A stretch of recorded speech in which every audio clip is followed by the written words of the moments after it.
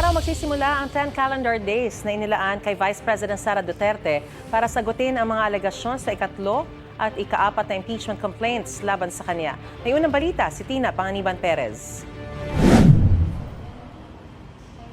Natanggap ng Office of the Vice President ang notice to respondent na pinadala ng House Committee on Justice. Kinumpirma mismo yan ni Attorney Michael Poa, tagapagsalita ng defense team ni Vice President Duterte. Pero giit niya, wala pa silang nakikitang dahilan sa ngayon para maglabas ng komento. Pinasasagot si Vice President Sara Duterte sa mga alegasyong nakalatag sa 3rd at 4th impeachment complaints na nakitang sufficient in form and substance.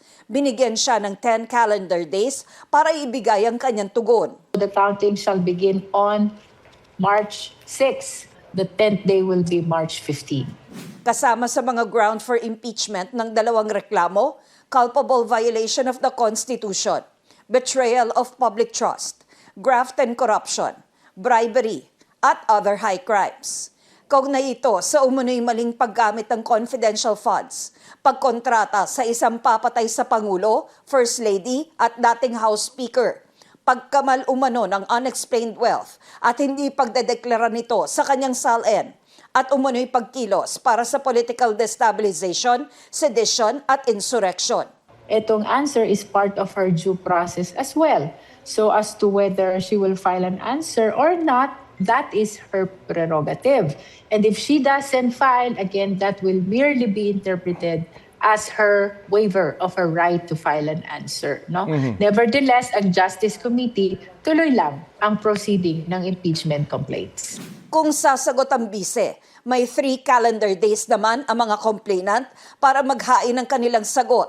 At pagkatapos, may 3 calendar days naman ang bise para maghain ng rejoinder. Kapag kompleto na ang pleading si Vice President Sara Duterte at ng mga complainant, pagdedesisyon na naman ng House Committee on Justice kung may sufficient grounds para suportahan ang impeachment complaint. Kung meron, magsasagawa na ang komite ng hearing. Iimbitahan na natin yung complainants, witnesses, and even the respondent to provide their testimony before the Justice Committee, no? So ganun din yun. Pag hindi dumating si Vice President sa hearing proper, it will merely be interpreted as a waiver of a right to be present during the hearing. Kasama sa impeachment complaint ang affidavit na nagpakilalang dating aide ng bise na si Ramil Madriaga. Siya ang nagsabing nag-deliver siya ng pera sa ilang individual sa utos ni Duterte. Sinampahan siya ng reklamong perjury ng bise dahil hindi raw totoong naging aide niya si Madriaga. May mga miyembro ng komite na nagsabing wala itong epekto sa impeachment proceedings sa ngayon. His affidavit was attached to the impeachment complaint. Kaya po may power ang Committee on Justice to invite him despite the proceedings or despite the filing of the case against him. Hindi covered ng sub judice. Pero kung ma-convict nila si Ramil Madriaga dito sa perjury, somehow it will affect the veracity of the testimonies which he provided in his affidavit.